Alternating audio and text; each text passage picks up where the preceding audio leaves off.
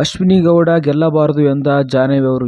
ಅಶ್ವಿನಿ ಗೌಡ ಅವರು ಗೆಲ್ಲಬಾರದು ಅಂತೇಳಿ ಜಾಹ್ನವಿ ಅವರು ರೀಸೆಂಟ್ ಆಗಿ ಒಂದು ಇಂಟರ್ವ್ಯೂನಲ್ಲಿ ಹೇಳಿದರೆ, ಅಂದ್ರೆ ಬಿಗ್ ಬಾಸ್ ಮನೆಯಿಂದ ಜಾಹ್ನವಿ ಅವರು ಹೊರಗೋದ್ರಲ್ಲ, ಅವಾಗ ಇಂಟರ್ವ್ಯೂನಲ್ಲಿ ಹೇಳಿದರೆ ಅಶ್ವಿನಿ ಗೌಡ ಅವರು ಗೆಲ್ಲಬಾರದು. ಯಾಕಪ್ಪ ಅಂದ್ರೆ ಅವರು ಕಂಫರ್ಟ್ ಝೋನ್ ಅಲ್ಲಿ ಇರೋಕ್ಕೋಸ್ಕರ ಯಾರನ್ನಾದ್ರೂ ಹೊರ ಹಾಕ್ತಾರೆ, ಮತ್ತೆ ಯಾರನ್ನಾದ್ರೂ ನಾಮಿನೇಟ್ ಮಾಡ್ತಾರೆ. ನನ್ನ ಕೂಡ ಅಶ್ವಿನಿ ಅವರು ಅದೇ ರೀತಿ ಮಾಡಿದ್ದಾರೆ. ಸೊ ಆ ಕಾರಣಕ್ಕೆ ನಾನು ಹೊರ ಬಂದಿದ್ದೀನಿ, ಇನ್ನು ಅವರು ಹೊರಗಿದ್ದಾರೆ ಅಂತ ಹೇಳಿದೆ. ಮತ್ತೆ ಅವ್ರ ಬಾಯಲ್ಲಿ ಬರೋ ಮಾತುಗಳನ್ನ ನಮ್ಮ ಬಾಯಲ್ಲಿ ಬರೋ ಹಾಗೆ ಮಾಡಿಸ್ತಾರೆ. ಮತ್ತೆ ಅದಲ್ಲದೆ ಉಸ್ತುವಾರಿ ಅಂತೇಳಿ ಬಿಗ್ ಬಾಸ್ ಮನೆಯಲ್ಲಿ ಕೊಟ್ಟಾಗ ಉಸ್ತುವಾರಿ ಅನ್ನೋರು ಚೆನ್ನಾಗಿ ಮಾಡೋದಲ್ಲ. ಯಾಕಪ್ಪ ಅಂದ್ರೆ ಉಸ್ತುವಾರಿಯಲ್ಲಿ ಇರುವಂತಹ ರೂಲ್ಸ್ ಬ್ರೇಕ್ ಮಾಡ್ತಾರೆ, ಮತ್ತೆ ಅವ್ರದೇ ಆದಂತ ಹೊಸ ರೂಲ್ಸ್ ಗಳನ್ನ ತರ್ತಾರೆ. ಸೊ ಆ ಕಾರಣಕ್ಕೆ ಬಿಗ್ ಬಾಸ್ ಮನೆಯಲ್ಲಿ ಇವರು ಗೆಲ್ಲಕ್ ಸಾಧ್ಯ ಆಗಲ್ಲ ಅಂತ ಹೇಳ್ತೀನಿ.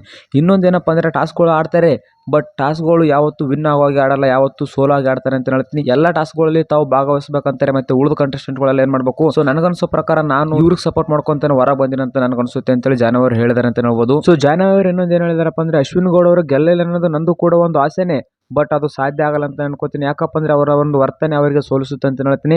ಅದೆಲ್ಲ ಸೈಡ್ಗೆ ಇಟ್ಟು ಇನ್ನೊಂದು ಮಾತೇನು ಹೇಳಿದಾರಪ್ಪ ಅಂತಂದ್ರೆ, ಅಶ್ವಿನಿ ಅವರು ಹೊರಗಡೆ ಬಂದ ಮೇಲೆ ನಂದು ಅಶ್ವಿನಿ ಅವರ ಫ್ರೆಂಡ್ಶಿಪ್ ಕಂಟಿನ್ಯೂ ಆಗುತ್ತೆ, ಇಬ್ಬರ ನಡುವೆ ಯಾವ ಜಗಳ ಇಲ್ಲ, ಯಾವ ದೇಶ ಇಲ್ಲ, ಜಸ್ಟ್ ಇದು ನನ್ನ ಒಪಿನಿಯನ್ ಆಗುತ್ತೆ ಅಂತೇಳಿ ನಮ್ಮ ಜಾಹ್ನವಿ ಅವರು ಹೇಳಿದರೆ. ಸೊ ಇದು ಆಗಿತ್ತು ಜಾಹ್ನವಿ ಅವರು ಅಶ್ವಿನಿ ಮ್ಯಾಮ್ ಬಗ್ಗೆ ಹೇಳುವಂತ ಅಪ್ಡೇಟ್. ಮತ್ತೆ ಇದೇ ರೀತಿ ಅಪ್ಡೇಟ್ಗೋಸ್ಕರ ನನ್ನ ಚಾನಲ್ ಸಬ್ಸ್ಕ್ರೈಬ್ ಮಾಡಿ ಇಟ್ಕೊಂಡಿರಿ, ಹಂಗೆ ಒಂದ್ಸಲ ಚೆಕ್ ಮಾಡಿ ಅಂತ ಹೇಳಕ್ ಇಷ್ಟಪಡ್ತೀನಿ.